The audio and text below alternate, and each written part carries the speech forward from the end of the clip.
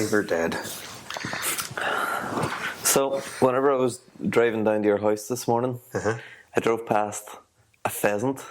I love pheasants, man. Yeah, it was a male pheasant. And you can tell because, like, the female pheasants are dog shit looking.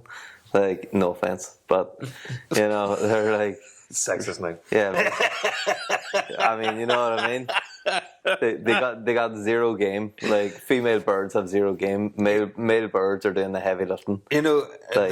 When I moved into that house all those years ago, from day one there was a pheasant that came out in the garden. It was a big, massive garden. He would just show up and just do a whole lot of shouting about the place and peacocking about. Even though he's a pheasant. Well, I think they got to be related somehow. They're very similar, aren't they?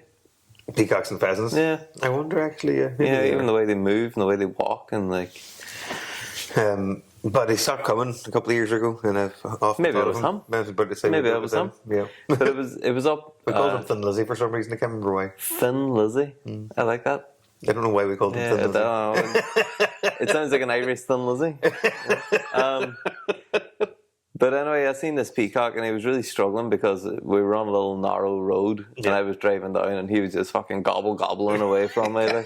And I was like, would you fucking fly? Because they're not good flyers, but they can fly. And he was just like waddling away like as fast as he could down the road.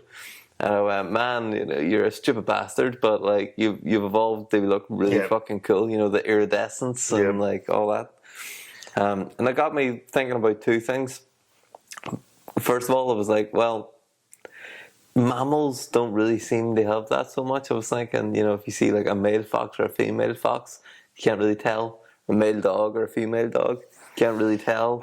Male cat or female cat. I feel like I can with cats. But don't get me wrong, you can. Maybe that's anecdotal. You can, but it's not like... I mean like in their face. I don't mean like checking underneath them. No, you're 100% right. You can sort of tell a male face and a female face on a cat, but like...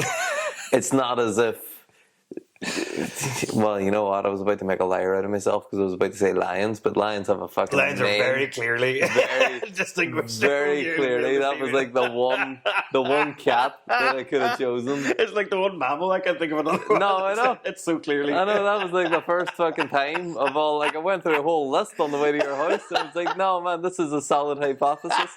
Okay, apart from lions, fucking. There's probably, I'm sure that there's like ways to tell and tells for other animals that, people involved in those animals will know, but it's not clear. But it got me thinking then, because obviously, well, maybe you can't say this, but like, you can't tell the difference between like men and women, Yeah, obviously, yeah. Typically. Most of the time, it's like, if they got a beard, probably it did, like, but, I'm going to move away from this topic very quickly. That's not really what I want to get into here. But pheasants came over from China, didn't they? Well, I was thinking that it was like a birds versus mammals thing. I thought like evolutionary, like with birds and mammals, a lot of the times the male mammals, it's about like fighting and killing for dominance. Yeah. Whereas the birds, it's like showing off. Yeah, it's like who has the biggest Rizz, like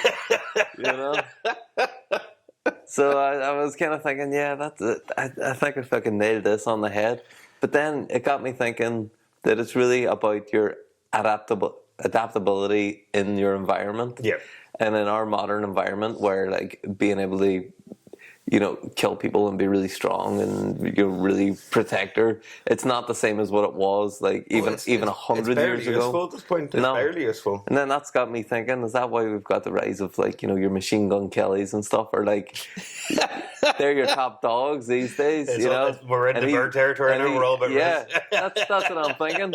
Is it like it's not actually about all the things that we've evolved to be about anymore in like modern society? Is like the successful mating males?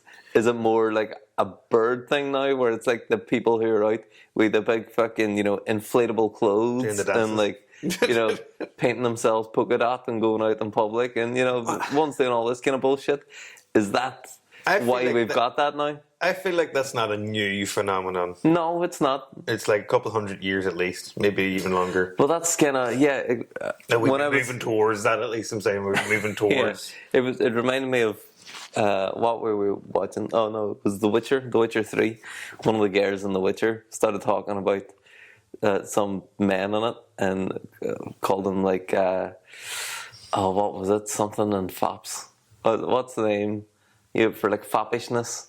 I don't know what foppishness is. So, like the boys like Lord Byron and stuff, he would have just lounged around and like been a socialite and wrote poems and, worn frumpy, flouncy things and like. I don't like where you're going with this now. I'm saying this. Oh yeah.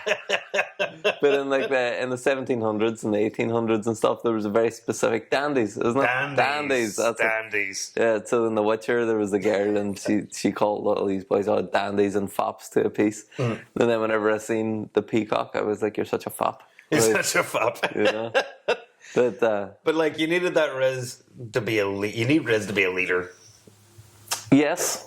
Is what I'm saying. That's bird behavior more than it is mammal behavior. Is that is like world leader politics. Cults. Yeah, but yes and no. Like it's not just like some big meaty boy is like, look how meaty that boy is. We're going to go follow him. But it's very, very seldom that you get a world leader that comes out dressed like Prince. You know what I mean? Like, well, that's fair. Like that's almost never. Prince is like almost never. Maybe, but why though?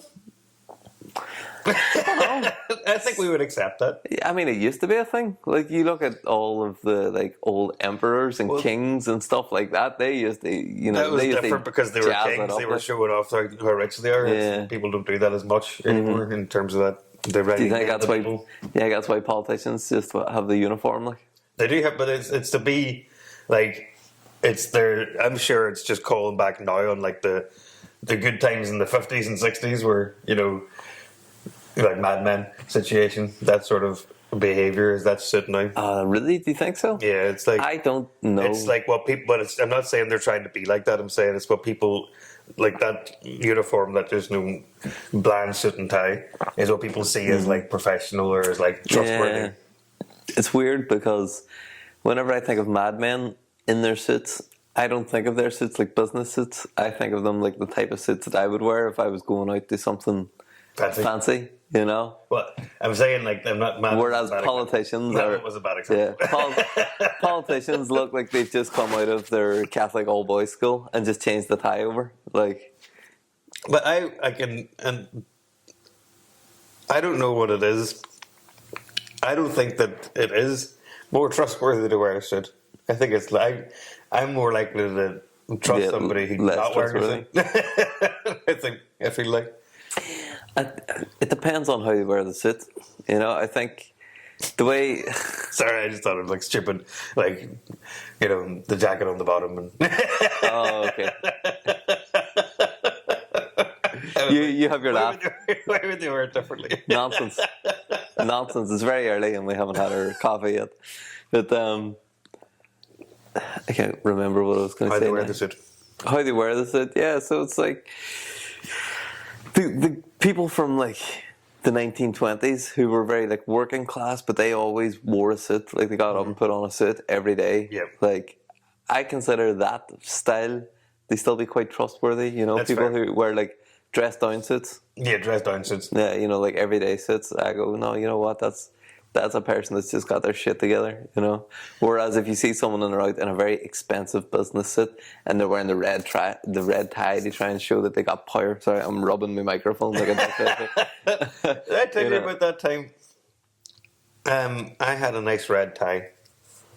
Remember, I went through a wild phase. This is about 15 years ago of like wearing ties a lot and bow ties. And I remember bow ties. Bow ties was the evolution from the ties. So okay. Ties came first, and like I had a nice corduroy tie. I had like a whole load of stuff going on, but I had this red tie, and I was just going to the cinema and then out was my plan with a friend of mine. And we went to the Ice Wharf first, which isn't the Ice Wharf anymore, but it was right next door to the cinema and it was like cheap booze. Yeah.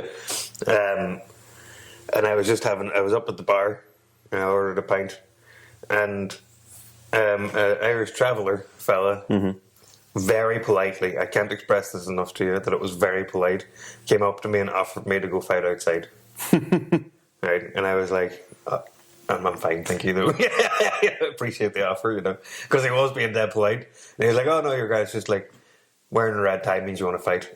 And I was like, I'm not sure if you're making these rules up or if this is a thing, but I still don't want to fight. That hasn't changed my mind any further. I've always thought about that, being like, was he making that up, or is red tie fighting a thing? There's two things. I've never heard of that. I could totally see that being a thing. And within the Irish travelling community, I would absolutely see that being a thing. Yeah. It was plausible at the moment. Yeah. But again, it was dead nice. It wasn't like it was like, pushing me or anything, or like, he was just like, I can't even imagine how that fight would go. When we start off so calmly and so nicely, like, on outside, let's have a wee fight. Okay, let's go for it. But you want to hit first? I hit first. But you know what? Like, it is a part of the like Irish. I don't really like calling them Irish traveller. I think it's more romantic if they're called Irish gypsies. Like, well, I like it better. I know you're not supposed to say it. It's very, you got to be. I don't think that they mind. To be clear. Like, I would much rather be called a gypsy than a traveller, personally, and I have been called a gypsy because I live in a fucking caravan. So like, and like, of all the people I know, I've probably done the most travelling, more than any Irish traveller. You've definitely done more travelling than anybody. Like, not travelling for fun, travelling for like just survival. But anyway, that's getting off the point. But yeah, I would much rather be like, if I had the choice between being called an Irish traveller or an Irish gypsy, because if somebody doesn't like you, they're going to say Irish traveller with the same venom that they're going to say gypsy. It's the whole Fenian thing. Like, Fenian's not a bad word. No. But, like, it was used in venom, and that's why it was a slur. That's it. If somebody has a big smile on their face and they're trying to laugh and joke about with me and was like, you're the Fenian and all, I'd be like, all right, yeah, whatever. Yeah, like, get over yourself. Yeah, but then if somebody came up and was like, yeah, Fenian, like, I go, I'm ready to fight, Heckles up. So, yeah, words are just words. It depends on how they're said and what the intent is. The intent, exactly. Behind them, But, anyway, the point that I'm getting at is that the like Irish gypsy fighting and stuff like that, which was like the old school. Well, it's not even Irish fighting. Was like the old school pugilism. Yes. That then it travelled to America and turned into like Western boxing, basically. So like the old kind of 1920s put 'em up sort of jokes like that. So that all kind of originated from the Irish martial arts, which were suppressed whenever we were trying to go for independence, because Ireland had a negative connotation of like the fighting Irish. Yes. So a lot of the old Irish martial arts, which was the collar and elbow wrestling, the stick fighting, which I studied, and there was some kind of foot like kicking style as well, which I don't remember. I never really knew very much about that. And then there was the boxing, bare knuckle. Yeah, but the boxing tradition was, I'd say, preserved through the Irish travellers, with all the gypsy boxing and stuff like that was going on. I wonder if there's gypsy boxing that we could go see, but we don't know about it. But they're very insular. They don't like people outside of their community kind of being involved in their community. I think they'd be grand with us. Well, I grew up living next door to a family of I'm just going to say Irish travellers, because I feel like someone's going to fucking complain, aren't they? But I grew up next to a family of them, and they were so nice. They were so good. They were so good to us. Like, anything they could do to help us, and like, my mother was very young whenever she had me, so it was like a really young family, and they were always looking out for us. And I was out, playing with their kids. Every now and then you would show up, and there would just be a person bleeding out in the middle of the cul-de-sac, just lying there, and the fucking ambulances are out and stuff like that. But I mean, I grew up in a rough council estate anyway. They weren't the only It was just people. going to happen exactly. They weren't the only people doing that kind of thing. But every now and then you would hear, whoever, they're in jail. Oh, why? What happened? Oh, he went around to a guy's house with a samurai sword. Oh, okay. Oh, fair enough. But they were so good to us. Like, as far as I'm concerned, they're good people. And whoever they had to go take a samurai sword to, I think it was probably justified. And I was maybe on, maybe I drank the Kool-Aid on that. But well, actually, like what I was going to talk and they actually helped you indirectly as well. Because remember that time you got locked out of the house and I got you back into the house with a stick? I learned that from them. Yeah, you just unlocked my entire door with a stick. And I was just like in like 2 seconds. It was so frustrating because I would I'd locked myself out with you, so it wasn't like I'd been standing there for an hour trying to figure out how I'm going to get back into this house. But it was just I was like, Jesus, I locked the door and I haven't got the keys, because it auto locks. And then you were like, oh, it's grand. And you just went into your boot and pulled out a crowbar pretty much and just stuck it in the letterbox and push, push, push, and it was done. And I was like, what the fuck? It was like literally, it was like 30 seconds from me locking out to you getting back in. But it helped me a lot because I've done that now countless times. Mm. Like I have a very specific stick near my door. Just in case. Just in case. My door's always open. The one that works. Just use the stick. Let yourself in. Was it shortly after that you got the camera doorbell thing? Was that you were like, oh, you had that before? Okay, I thought you were like, oh shit. Like, it's like I love that camera doorbell. It's so handy, especially for like deliveries and stuff. Because when it's delivery from a company I don't know, like not my normal postman or whatever. Yeah. I can just open my phone up and chat and just leave it on the doorstep. It's grand. Hate when they just take it away again. Yeah, that's quite good. I've because we've bought a house now that we're renovating that's out in the middle of nowhere. Mm-hmm. But there's a few people around that aren't 100% trustworthy. I don't trust them at the minute anyway. Yeah. So I bought a couple of cameras they put up around the place and. But looking online now, the quality of security camera you can get for nothing, like maybe 10 years ago, back when I just... That was shite, yeah. But back when I just started in the film industry, I had a lull after my first season on Game of Thrones where there was like nothing going on for like 6 months. So I didn't have the networks to go and work on other jobs yet. So I jumped in and started working for a couple of months in Maplin. And I working in Maplin. Yeah, and I really excelled at selling the security camera systems on there because they were like one of the highest ticket items. It was like if you can sell, not that we didn't get commission, but we got like whatever it was good for statistics or whatever bullshit like that. But the security cameras and then the DJI Phantoms, which are like they're proper old school now. But like so it was the Phantom 3 I think was like the new shiny one. So selling those and selling the security cameras was like, that's just what I went for. Yeah. People coming in trying to buy little fucking bits and bobs. That was fine, but I was just like, right, if I can sell these security cameras, that's me sorted. Buying security cameras. So I got pretty knowledgeable about security systems and how they're set up and how they're run and all. But man, you're talking like a couple of grand for like a decent security system because you had to get it all wired up and networked on. And now it's just you can buy as many or as little cameras as you want, and you can have them. Yep. You can connect them up to your Wi-Fi and run them through your Wi-Fi. Or these ones that I bought, they were like 70 quid each, and they work on 4G. So you buy a SIM card, stick it inside, put the SIM card on, put a SD card on, and they'll record the SD card. They've got motion detection.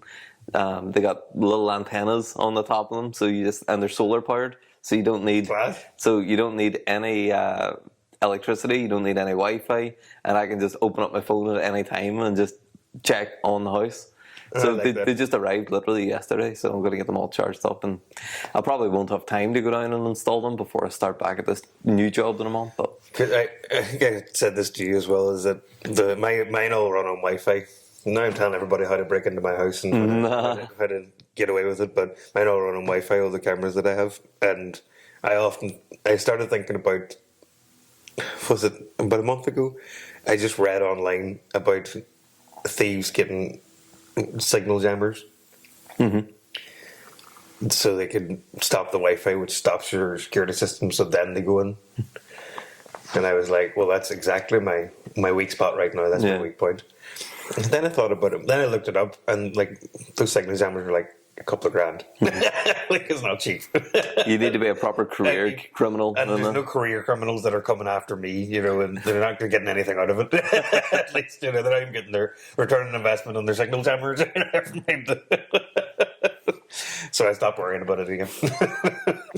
But with your cameras, they might not, but like the camera that I have around here, it's like it goes on Wi-Fi, but also has a SD card inside, so it records straight to SD. No SD card. No? No. I think it's good to have the double act. That one's a bit old now, and I'm in the middle of shopping around to get a new one. But I want one that does SD when the Wi-Fi goes down, at least, so it has something. You know what I mean? That's my next plan. That's it, but I don't know if it's worth paying for the cloud stuff on it as well, because at the minute I think the way it works is that it just records to the SD card, and then you can go and retrieve that information over the internet.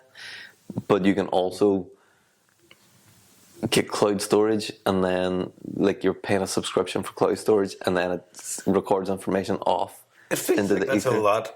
Like, we classically have, and obviously it's not recording in 1080p or whatever, but like you should be a security camera, I'm saying, but we have classically quite a lot of issues with storage space and doing this. Yeah. And like, well, surely that would be a load of I'm pretty 4K sure. especially. I'm saying. Yeah, I think the cameras actually are. I think they're higher resolution than what we do on these videos. 'Cause these videos, I'm not doing 4K, 4 times the amount of information. You wanted 120 frames per second? Get the fuck out of here. You know? It's like, if anything, if I could get this down to 720p, 16 frames per second, you know, like, just accept it. Instagram, it's, you know, this is what you're getting. It would take a lot less space. God. But that's the thing, no one wants to see our nose hairs. No, Like, they don't. They just don't. Nobody wants to see us in cares. 4K. Nate, we're not 4K people. I don't think I've ever been a 4K No. person. I think the ambiguity of a lower resolution works for me. That's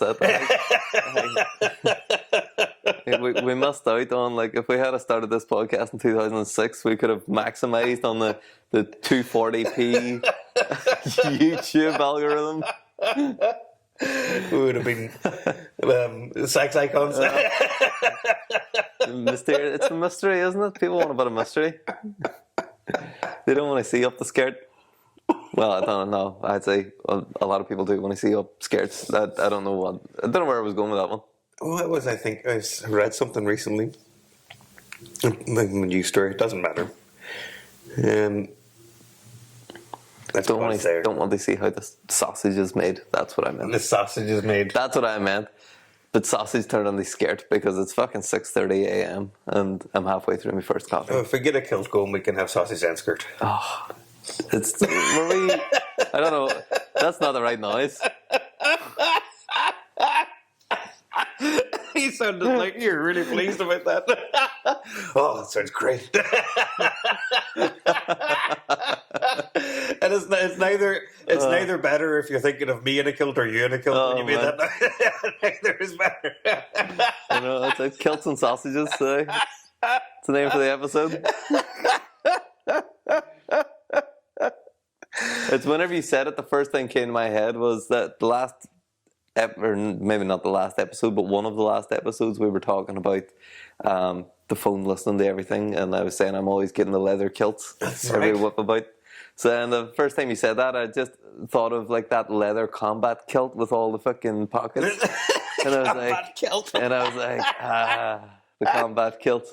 But I didn't explain any of that. I just made the noise. And now I feel very self-conscious about it. Have you got any leather kilts? I don't. Suggested to you? No, I have historically, but not in a while. I've never bit the bullet and bought it. It was very close one year. But I just don't know. I'm not brave enough. I still get ads for a t-shirt that says I have microplastics in my balls, and I still don't understand why I'm getting this ad. Like, I don't get it. Like, I don't look up microplastics. I don't even talk about microplastics. That's for sure something that we have discussed. Definitely. Or I have possibly sent you a reel of No, about the this microplastics. goes well beyond that. Way back? This is like a couple of years I've been getting these really? ads, and they're all like Shein or Temu or whatever. It's just T-shirts, but Because that information, I think, is fairly recent about that's why it was way more confusing that at the start. everybody has, like, you know, the one that's like everybody has microplastics in their testicles, like every man, male. every man meal. You know, yeah, I'm tiptoeing around.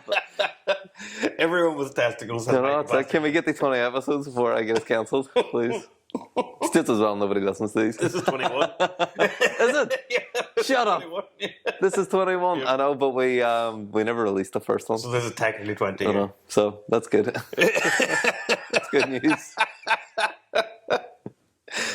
Well, what I was going to bring up today, which is sort of in some ways relevant, I want to say, but yesterday I was walking past the game shop downtown. See, the next episode that we're about to do after this, I'm going to ask your thoughts and feelings on the Nintendo Switch 2. So is this something that you maybe want to say for that? Not at all. No? Okay. This is just the vehicle to get there. Okay, all right. Sorry, just telling a story. And there was boys in there playing, like, you know, card games, you know, like tabletop. Yeah. On a Friday night, and they looked like they were enthralled. And my kid goes there, my oldest kid goes there and plays and does Pokemon cards on a Saturday night every year, and he loves it. And it's like, you know, all about the strategy and all that sort of stuff. So it's great. I love it. I have no problem with it. I think ill of it. But I thought to myself then, like, God, I'm not very good at that. For some reason, I just can't get into like that sort of Card games? Yeah, Pokemon card. Like, I'm obsessed with Pokemon in like every other way, but like I've tried a few times to play the cards, and they just so many rules. Don't like it. Just a lot going on there. You know what? Pokemon card game does have too many rules. Yeah. And it's taken me a long time to really get into card games as much as I should. Like, you know, that is the kind of thing that would have been like, right, Niall should have a fucking special interest in this. Like, you know, but like obviously when we were kids, collecting the Pokemon cards and trading them was the game. whole thing. There was nobody battled. But then years later, I learned how to do the actual, like, you know, because we like battled, but we didn't do it properly using the energy cards. And Exactly. All that kind of stuff. But then, like years later, I did teach myself the actual rules of it, and it is a very engaging game. But it's like there's a lot of board games, because like me and Emma have tried to get into board games quite a lot. And I think you guys even came up a couple of times. Yeah. For like, you came up once and ruined my fucking life when I tried to get you to play Dungeons and Dragons. And that, you know, you've never been invited back for session 2. I wasn't even trying. I was personally trying really hard to keep it on track. No, you fucking weren't. No, none of you were. But I didn't know how I was meant to do that, so I went the opposite direction. I want to get back to this trading card thing, but I'll just very quickly explain. Yeah, from your perspective. All right, so like me and Emma wanted to get into playing Dungeons and Dragons because we're into RPGs and stuff. So we got that, and because we played like, you know, the Lord of the Rings board game with her parents and stuff like that. And to be clear, I don't play RPGs, and I was only here. You said you want to play Dungeons and Dragons, and I went, you know what? I'm going to play Dungeons and Dragons with Niall. I think we build it as like Dungeons and Dragons, and you know, we'll drink wine and we'll eat food and blah blah blah. Well, yeah, and to your discredit here as well, Okay. to be very clear, to your discredit, like, you were very clear at the time that this was all but a crack. Yes. Yes. Don't take it too seriously. Okay, that's fair. That's fair.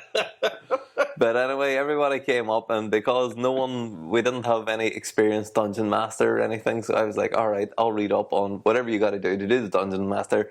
I'll bite the bullet and let everybody else enjoy having their little fun, and I should have done that. You know, I will, you know, conduct the place. Yeah, you're much more dungeon master material than me, but anyway, that's beyond the point. Sure, you can do Dungeon Master in the next one. We'll see if it goes better. But I just let you know now, I'm going to fuck your shit up if you're a Dungeon Master. So, I read for like whatever you need for like 4 hours of playtime and how far you're going to get. And, the wheels come off the wagon, you're attacked by goblins, and then you find, a secret thing, and you should follow them back to their goblin camp, and then in the cave, and you'll find the person who's missing, and blah, blah, blah. But I was like, right, that's great. We got to the wagon, and the wheels come off the wagon, and the goblins attack, and then you find the clue, and then you're like, nope. We've been given a job to do. We've got to get this wagon back on the road. We've got to get it to the village to where it's got to go. We've got to deliver these goods. So the next thing the wagon's fixed and you're off to the village, and I haven't a fucking clue what's going on. I'm frantically flipping through pages. Like, right, who's this NPC now? Right, what's their name? What do they fucking do? Where are they? Like, what direction is this? Well, again, I didn't understand. Train. I didn't understand that we're meant to go on side quests. I was like, what do you mean, just leave the wagon? The last 2 hours of the game, well and truly, came off the tracks. It was not.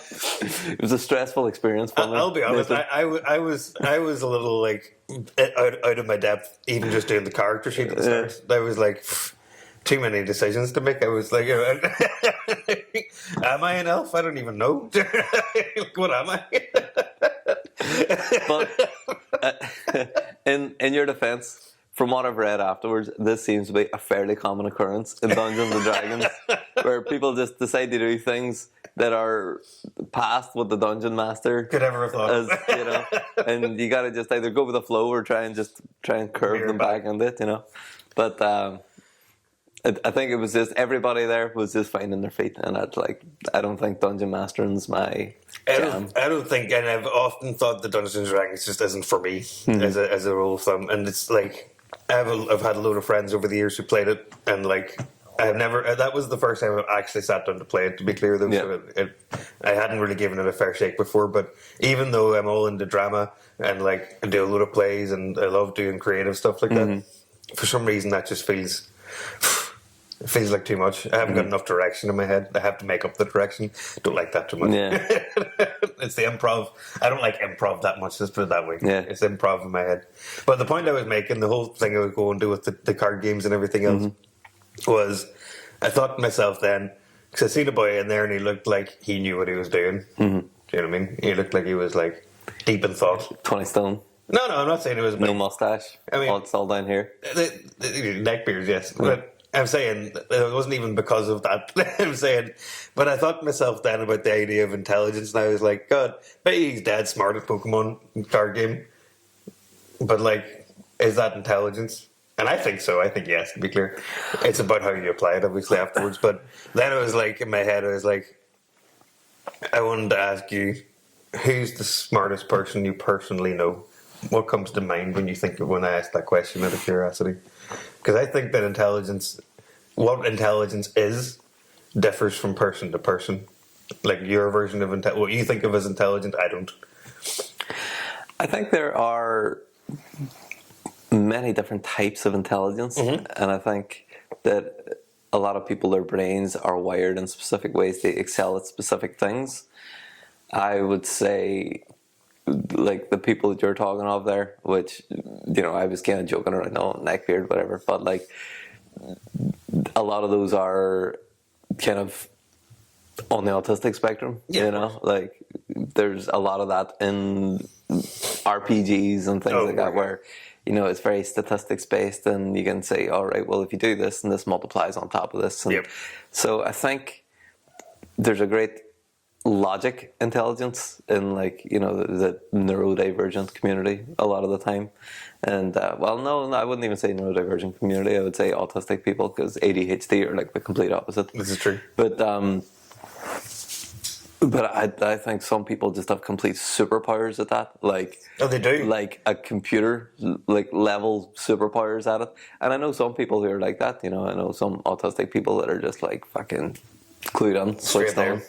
But then the industry that I work in, it's like I work in a creative industry, but specifically in a logical way. Yes, specifically practical special effects. There's some of the people that I know that have been doing it a long time, and a lot of it is just experience that you just learn and you pick up things as you go. But they're able to do engineering, machine shop machining. They're able to do woodworking, metal fabrication.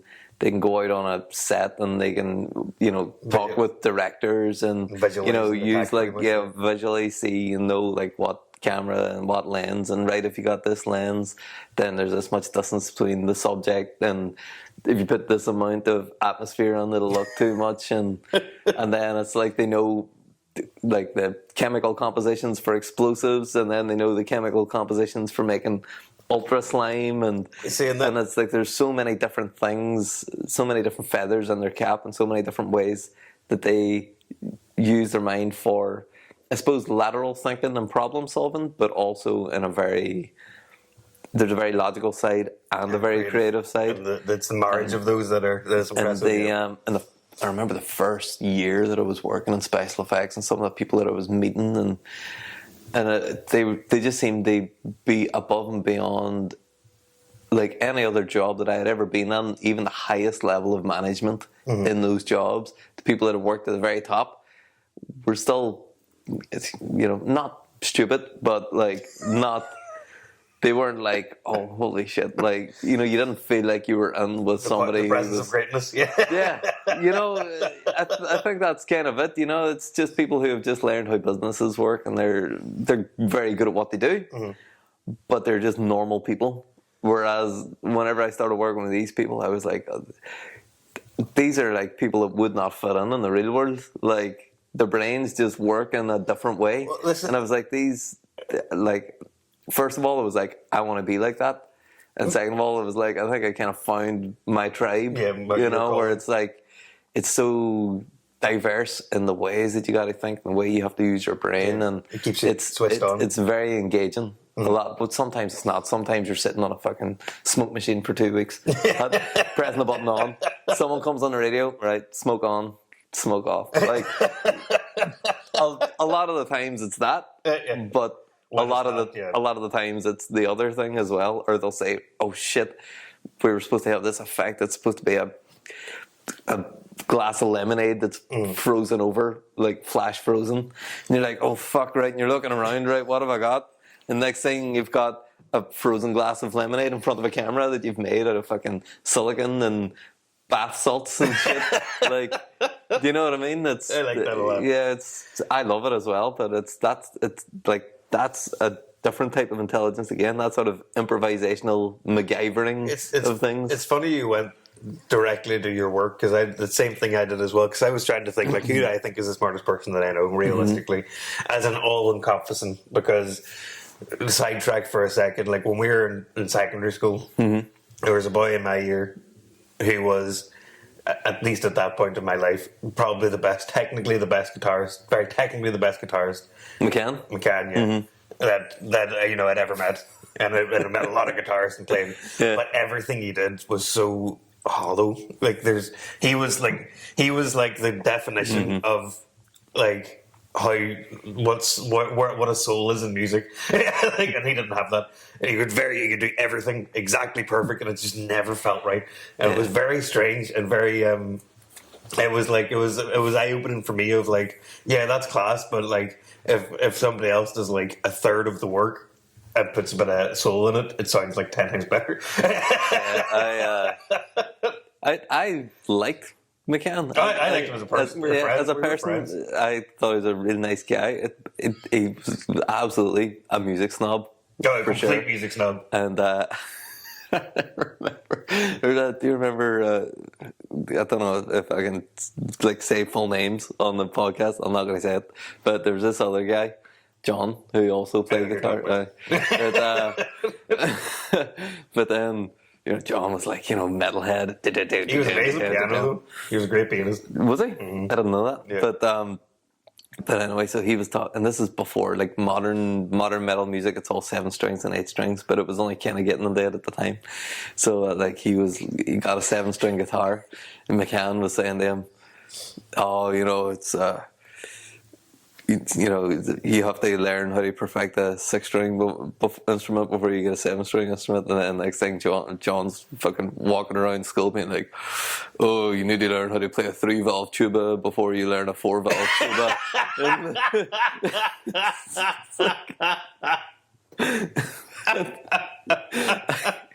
It's just he was so like it was funny, but it's such a hard thing because he was so bad social skills. Yeah. Looking back, maybe a bit of the thing, you know, but Jesus, some of the stuff he used to come out with. And talking about one of the teachers, the music teachers, he was like, oh yeah, he keeps beer in his Phrygian. And it's such a stupid thing to say, but man, it's like 20 years later, I still think about it. I really enjoyed music in the college at A level, especially. That was it was a treat, you know. Sorry, I got sidetracked. I talked about a completely different person instead of McCann. McCann used to go to Doc, and Doc was the guitar guy, and that's probably the reason why we had so many technical players in Derry is because of Doc. Yep. But I went there for a little while, and I used to remember because McCann used to be one of his students that kind of taught other students. He was his mentor. Yeah. And I remember being in there, and I was just a metal guy, but Doc was trying to expand my horizons, and I didn't want to. He was showing me all these jazz things, and doing the ear training, and he'd play a chord. Right, what's that? I'm like, I don't know, 7th chord. It's a minor flat 9th. But then you'd be sitting sort of improvising. I used to get teamed up with a jazz guy. You'd be sitting improvising, and then McCann be walking around, being all, remember your 13ths, remember your 17ths, and remember your 19ths. What? What are you talking about, man? That was the definition of a special interest, in a special interest intelligence, and But he is still probably one of the best technical players that I've ever seen. Yep, 100%. But you're 100% right. It's almost robotically precise. And that's when I was thinking of intelligence, who do I think is the smartest person? I went straight to my boss's boss, pretty much. Who's in his 60s, has been working in the same company for technically it's been bought over 7 times or something, but he's just stayed there for longer than I've been alive. Yeah. He's been there doing this job, and it's not just about he's really clever at our work, or he's really it's an all encompassing he's always very calm. He's always got a very calculated response. He's always thinking ahead, takes his time, doesn't give a fuck, doesn't panic. Yeah. And there's a certain je ne sais quoi of this guy he's got it under control. He's everything under control, and doesn't feel like anything's ever not been under control. Yeah. Do you know what I mean? That is great. That's a level of and you know what? That's a great thing to have in a boss as well, because a lot of the time you don't get that at the top. That's the opposite of what you get. That's why I love my job so much, is the people I work with and people I work for. But the people that I remember, when I was in university, and I had friends that were in medicine down in Queens, and I would go, down to Belfast and go out partying with them and all, and obviously they're all very, very, very smart to be in medicine in the first place, and they're all doctors and surgeons and stuff now. But God, were they some of the stupidest people that I ever knew, in terms of emotionally and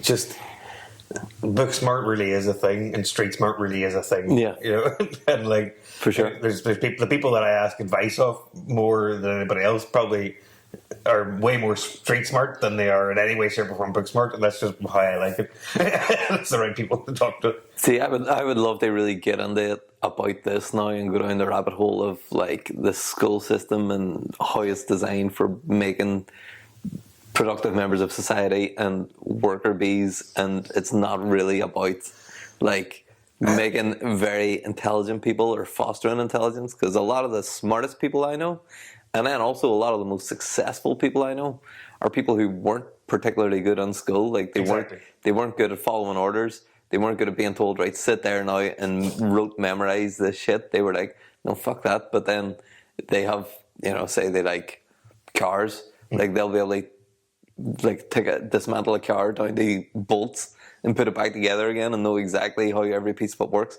Like that is fucking smart, it's like impressive stuff. Exactly. People like, but that's the thing. I really don't rate the education system very much at all. I don't think it is anything to do with how smart you are. And I was a straight A student, like in school, like the first 18 years of life, I was like, yeah, man, I'm a smart bastard, I was like, yeah,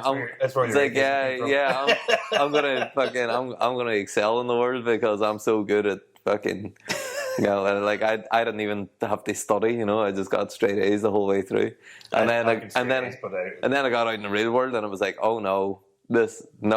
I was not prepared for anything that I needed, any of the skills. I just had to teach myself through my 20s. Kind of the opposite. I just didn't care about school. Like I passed easily and handily, and like I'm not sure if you even know the full extent of that, but like in fourth year, when I was 15, I just dobbed school for like 3 months straight. Yeah. I didn't even go to school. I went out drinking and stuff. I was a problem teenager, obviously. Yeah. But I was the exact same. Don't worry. I used to show up to my GCSEs with like black eyes because I'd be out drinking the night before, getting in fights, and we used to go. I had a friend who used to.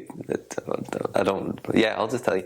A friend who used to steal from the job that he was at, so he would end up at like an extra £100 a week, and we would just order, like, you could order taxis to get carryouts. Yes. So we would order taxis to go get the carryouts, and then they'd show up with all this fucking carryout, and then what are they going to do? Not take the money, like the £100, and end up with £100 worth of it, So we'd end up just having like £100 worth of booze every weekend, and then just go in and like be drinking bottles of Jägermeister in the toilets of the school and stuff like that. See, all through the week. I don't think I ever drank in school, but but I really hope my daughter never listens to this podcast. Yeah, me too. It's just what I used to do is because we're in here, everybody that's not from here, everybody has like a uniform, and it's a blazer, shirt, tie, and pair of trousers. So I used to just take off my blazer and my tie. So put the bow tie on? No, just put a different tie on that I had in my bag. So a different tie, and then go straight to the bar. Like nobody ever questioned. It's like if he was under 18, he'd be at school. Exactly. But like I just I did not give a fuck about about school at the time. And it was actually when I started working that I was like the opposite of you in the real world, so to speak. I was like, Jesus, I love this. I'm class at this. Because I was all like, I'm very much a chancer, as you know, and especially in work, I would be considered a problem child in most jobs because I don't want to do things the way that I don't want to do things for the sake of doing them. I have to know why, and then I have to do it my own way anyway, even if I understand why they're doing it that way. Which is really good for the job that I do now, but like for a number of years it was awful. People hated me, including you. I never hated you. I just hated having to do mental gymnastics to make sure that all your stats are in order. But I wouldn't consider myself I wouldn't imagine that anybody that I know is thinking Nathan's the most intelligent person they know. Which is, it's just not the truth. I'm not that person, but don't undersell yourself either, because you do have quite a highfalutin, probably isn't the right way of saying it. I'm being too foppish here. But you've got quite a high. I don't know. I need another coffee. Yeah, I need another coffee. But you're a high functioning job, like an executive job, isn't it? That you've got. So I'd say there are a lot of people that probably goes, "Oh, Nate's really fucking switched on." Like, I think you'd be surprised. But like I would, and then they listen to the podcast, and then it all comes tumbling down.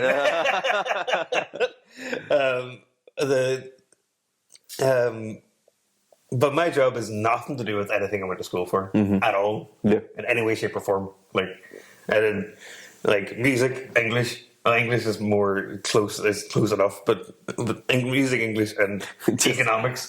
Are you just kind of because like you need to type? No, Like, I do have to do some writing as part of my work as well, Okay. like in some creative writing in some ways. But at economics, which doesn't apply to what I currently do, and then I went to university to do drama. And now I do this, It's, I don't even know you studied economics. oh yeah, I'm going to tell you my economic story. I think we're sort of getting towards the end of our reading on this one. because it's funny. Okay. And when I never done economics like up to fifth year or whatever. No, it wasn't an option. Then I went to lower south, so the last 2 years of school to do A-level economics, and I just chose it because like I'd never really heard of even like an option to do economics. So like, that'll be fun. It's a lot of maths. I like maths. So I went in, and the way it was structured, it was 6 modules. So you did 4 modules, whatever it was. So I did a module like 3 months in. That was like part of my overall A-level score, and I came to like top of the UK in the first module. Oh yeah. Because I was like, I got like a super high score, and I was all proud of myself. But I finished in like a C or a D because that was the very definition of, well, I definitely don't need to try anymore.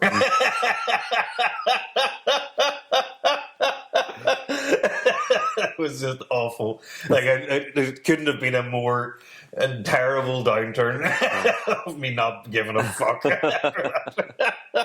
I kept me giving it too much break. Foot off the pedal. Exactly, it's exactly what I do. I'm awful for that sort of shit. It'll be grand. Vibes now. It's well vibes. See, I used to be more vibes based when I was younger, for sure. Like, I would have agreed with you whenever we were in school. But like, even whenever I was doing tests, like I never revised, I never studied for anything. Yeah. And it wasn't until, well, I'd say never. I just never studied for anything. But it would have been the day of the test. I would have went in and found whoever like the little smart guy in the class was, and went up, and they maybe had like one sheet of condensed notes that they were like sitting reading over. And you just done the same? I would have went up and said, "Oh, you want me to test you?" And that's quite clever. And then they went, "Oh yeah," and then I would just lift their notes that they spent weeks condensing down, and I would take it and I would read over it a couple of times while asking them what the answers were. And that's going to make you. So they would tell me the answers while I'm reading the answers, and I would do that for a couple of times and to test them. And then I go, "Yeah, happy days," hand it over to them. Go on, write out the answers on the test, walk out, good night. That is quite clever. I've any sort of level of a coursework or revision. Like if I have a test on a Thursday, or I have to hand in coursework on a Thursday, the majority of that's happening on a Wednesday. Yeah, I hear you. It has to be done. Like I hear you. I just cannot. I cannot bring. I haven't got the drive until it's like nearly too late. It's that nearly too late where it's like, oh yeah, I'm really good at this now. Sure, hey, the topic for today's podcast came from me seeing a pheasant on the way to here. Fucking, I left it until I was on the drive to your house.